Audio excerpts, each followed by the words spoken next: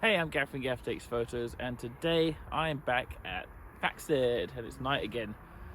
But I've got a different camera set up with me. Today we're going to try and shoot a few different things, a few different compositions. At the moment I've got Pleiades lined up right behind the windmill, which I think is one of the sickest picture probably I've got of this windmill ever. So I'm going to take a few shots so I can blend the sky together a little bit, and yeah, it's looking really good at the moment. One of the awesome features I like of this camera is the fact that I can just go I want 7 shots and it's just gonna take them there.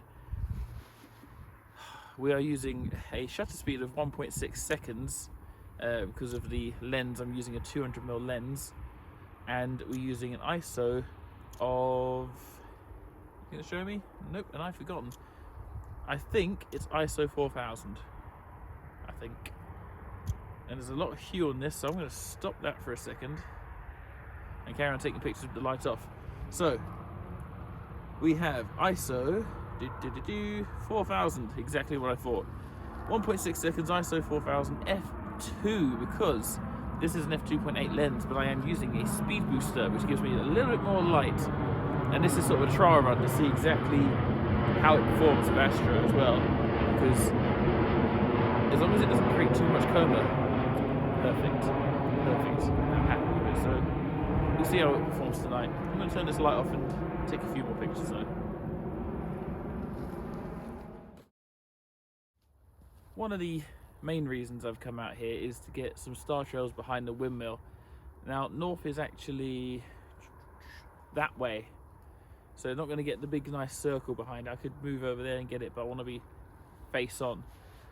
Still going to be interesting though. So what we're going to do is we're going to set up a live comp exposure on the EM1 Mark III. I've got a shutter speed of 30 seconds, f2.8, and ISO 320. So it's going to be a nice clean image with some nice clear star trails in the background. Now hopefully, there are planes going overhead, hopefully they stay that side like they have been so far and they don't come into the frame, but we'll see. And the lens I'm using for anyone that's interested is a really old Canon 80-200 L lens. So I'm going to turn the light off again. I'm going to let this go for a while to get enough star trails that I'm happy with. So I'll show you the result in a second. So it's looking pretty good at the moment. As you can see, 13 minutes in and it's looking like that. Now the issue I have, which obviously this phone is not going to pick up, nope, is there's a huge bank of clouds coming over, which is super fantastic. Just what you need when you're shooting. There you go, you can sort of see them. Just what you want when you're shooting a bit of Astro is cloud, yeah. It's exactly what you want. So hopefully it doesn't interrupt the shot. At the moment it's going above the composition, and if it stays that way I can get a nice longer exposure, but I might have to cut this one short, which is a shame because I wanted to shoot the Andromeda Galaxy next as well. Hopefully it's just a passing cloud bank and it'll just carry on, but we'll see.